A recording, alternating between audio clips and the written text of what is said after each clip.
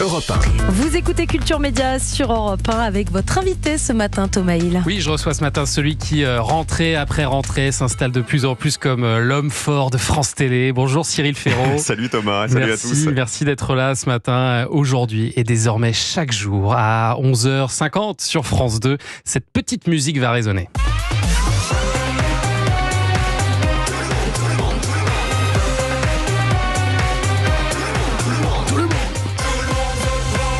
Sa place. Ça reste en tête, je vous C'est dis. fort, c'est le nouveau générique de Tout le monde veut prendre sa place que vous allez présenter désormais. Et donc, surprise, vous chantez sur ce générique. Je chantais depuis des années dans le générique de Slam. C'était 1, 2, 3 et ça Slam. Donc, avec Tout le monde veut prendre sa place. La réalité, c'est que depuis des années que je regardais cette émission, je chantais le générique devant ma télé.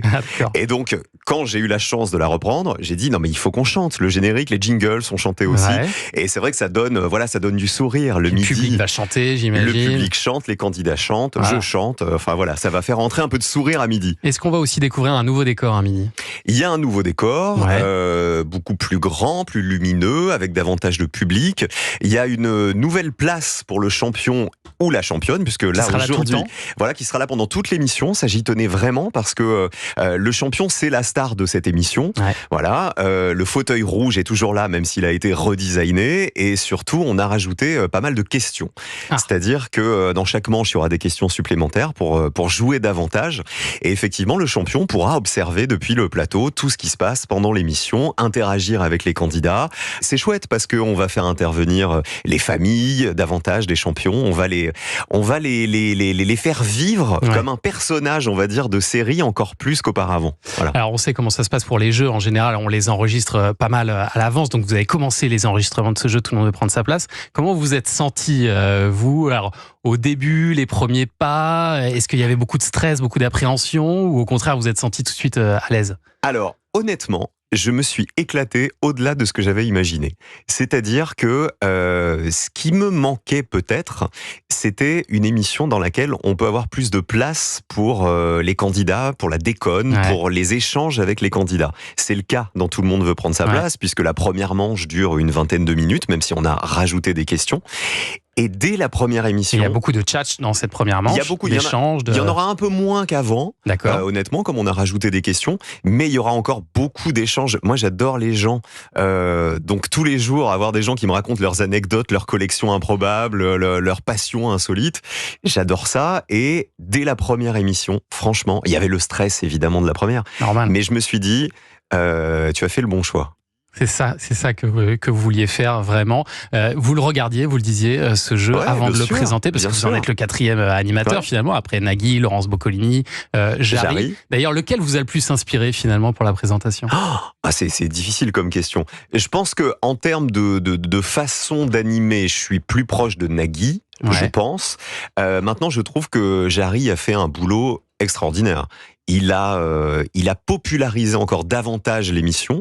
D'ailleurs, la typologie des candidats qui sont venus jouer avec Jarry a changé, puisque je pense qu'il y a des gens qui n'osaient pas venir jouer à Tout le monde veut prendre sa place, qui sont venus jouer, et tant mieux.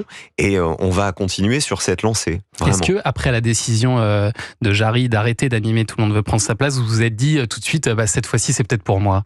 Est-ce que vous en aviez envie déjà ? Alors, je me suis pas dit cette fois-ci c'est peut-être pour moi, puisque ça n'est pas un secret. La productrice de cette émission, Simone Harry, en a parlé dans la presse. On m'avait déjà proposé en fait l'animation de Tout le monde veut prendre sa place.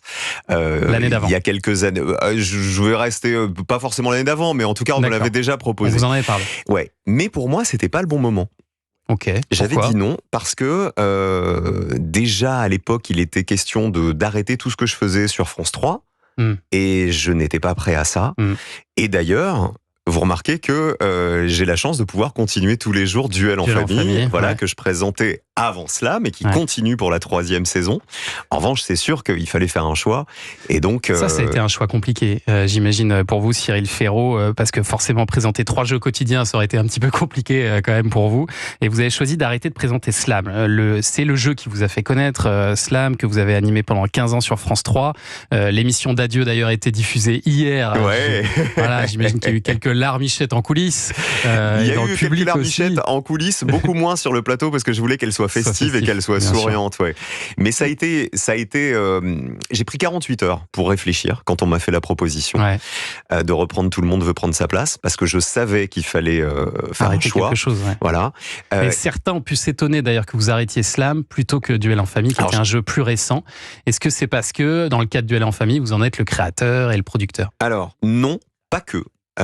Slam, ça fait 16 ans, j'ai jamais éprouvé de lassitude. Vraiment, je suis jamais allé tourner Slam en traînant des pieds. J'ai toujours énormément d'amour pour Slam, mais au bout de 16 ans, se renouveler, c'est beaucoup plus compliqué, pour être honnête. Voilà. Donc, je n'étais pas lassé, mais je me disais, qu'est-ce que je peux changer encore quand ça fait 16 ans et que vous présentez le même jeu et que j'ai présenté plus de 5000 épisodes de Slam. Voilà. Donc, je me suis dit, s'il y a un des deux jeux pour lequel il faut que je passe la main, c'est Slam. Et quel passage avec Théo, qui est vraiment, vraiment un super mec. Alors, vous avez laissé donc votre place à un jeune homme de 24 ans. Si j'ai bien calculé, c'est aussi l'âge que vous aviez quand vous avez démarré. Ouais, j'avais 23, je crois. C'est ça, exactement. Le nageur handisport Théo Curin qui vous remplace, c'est un choix audacieux, ça, de la part de France Télé. Vous avez pu le voir à l'œuvre, j'imagine. Ouais, j'ai vu le premier épisode même. Alors, comment il s'en sort? Il s'en sort très bien, et là où c'est une super décision, c'est qu'il m'imite pas. Théo, c'était pas son rêve de présenter des jeux à la télé. Il avait très envie d'être animateur, mais pas forcément de jeux. Et du coup, il arrive avec sa personnalité, avec sa façon de mener le jeu, qui est différente de ce que j'ai fait pendant 16 ans. Et c'est le premier conseil que je lui ai dit. Je lui ai dit, regarde des émissions, évidemment, pour te familiariser avec la mécanique, mais oublie ma façon de faire, ma façon de lancer les questions, ma façon d'animer. Juste kiffe. Prends du plaisir, et vraiment, vous allez voir, vous voyez pas, quand vous regardez Slam, vous ne voyez pas un animateur qui a pas de bras et pas de jambes. Vous voyez un mec qui est super, qui est solaire, et qui est souriant. Voilà, exactement. On a hâte de voir ça. Et puis alors, au-delà de Tout le monde veut prendre sa place, vous animez beaucoup d'autres émissions sur France Télé. Est-ce que ça n'est pas trop, d'ailleurs? Je vous pose la question tout à l'heure, après le journal des médias. Oui, le journal des médias de Laurent Tessier qui arrive dans un instant sur Europe 1.